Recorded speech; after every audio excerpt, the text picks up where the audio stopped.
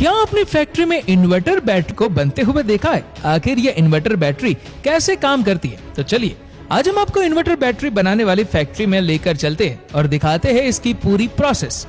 इसे बनाने के लिए सबसे पहले बैटरी की बॉडी को मोल्डिंग मशीन द्वारा तैयार करते हैं, फिर लैथ मेटल को प्लेट कास्टिंग मशीन में डालकर पिघलाते हैं और इसे सांचे में डालकर जालीनुमा प्लेट का शेप देते हैं। अब इस प्लेट को कटिंग मशीन से पास करके इसके एक्स्ट्रा पार्ट को कट करके प्लेट को तैयार कर लेते हैं। अब बारी आती है बैटरी पर लगने वाले पेस्ट को बनाने की, जिसके लिए मिक्सर मशीन में रेड ऑक्साइड और ग्रेड ऑक्साइड के साथ अन्य केमिकल को मिलाकर मशीन से बाहर निकालते हैं। अब इन पेस्ट को प्लेट पर लगाकर दोनों साइड पेपर चिपकाते हैं। अब इन प्लेट को एक जगह इकट्ठा करके इससे पेपर को हटाते हैं और इसे सल्फ्यूरिक एसिड में डुबाकर बाहर निकालते हैं। फिर इन प्लेट को टेम्परेचर रूम में रखकर सूखने के लिए छोड़ दिया जाता है।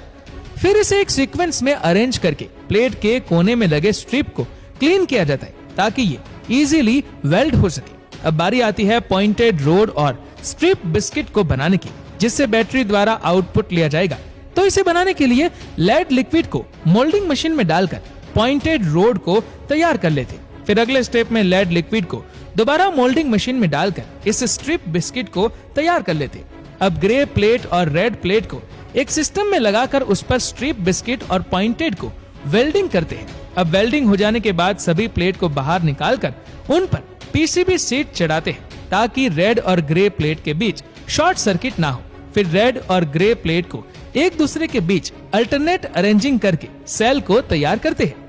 दोस्तों, इसमें ग्रे प्लेट नेगेटिव होने के कारण इसे एक ज्यादा लगाया जाता है ताकि प्लेट को पूरी तरह कवर कर सके। अब बैटरी बॉडी को कन्वेयर बेल्ट पर लाकर हॉल पंचिंग करते हैं ताकि इसमें बैटरी सेल कनेक्टर को सही से जोड़ा जा सके। इसके बाद बैटरी कनेक्टर में सेल को लोड करके स्टीव वेल्डिंग मशीन से सभी सेल को एक दूसरे के साथ जोड़ा जाता है। ये वेल्ड सही से हुआ है या नहीं, इसे देखने के लिए शॉर्ट सर्किट मशीन से टेस्टिंग किया जाता है। अब इसे कन्वेयर बेल्ट से आगे भेजकर टॉप कवर लगाते हैं और इसे सीलिंग मशीन से सील करके बैटरी को अच्छे से क्लोज कर लेते हैं। लेकिन दोस्तों, ये बैटरी अच्छे से सील हुआ है या नहीं, इसे चेक करने के लिए बैटरी में एयर प्रेशर दिया जाता है, जिससे बैटरी का लीकेज पता चलता है। फिर इसके टर्मिनल को बनाने के लिए लेड रोड को मोल्डिंग मशीन में पिघलाकर उस पर पानी का छिड़काव करते हैं, जिससे टर्मिनल ठंडा होकर तैयार हो जाता है। अब इसके सभी हॉल में सल्फ्यूरिक एसिड डालकर बैटरी को फुल किया जाता है। फिर इसे चार्जिंग स्टेशन में भेजकर अच्छे से चार्ज किया जाता है, जिसे फुल चार्ज होने में